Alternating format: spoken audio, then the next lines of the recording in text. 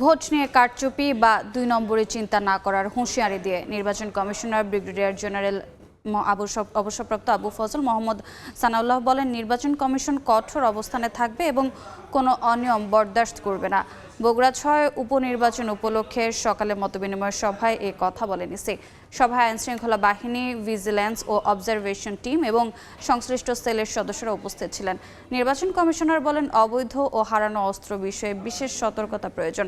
বর্তমানে ৪ শতাধিক পিস্তল নিখোঁজ রয়েছে, যা উদ্বেগজনক বলেও উল্লেখ করেন তিনি।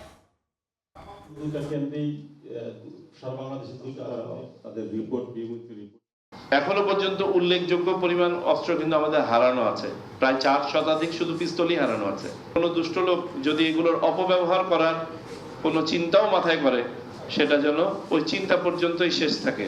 আপনাদের উপস্থিতি, আপনাদের কার্যক্রম যেন তাদেরকে প্রতিহত করে, যেটা আমরা করতে সক্ষম হয়েছি।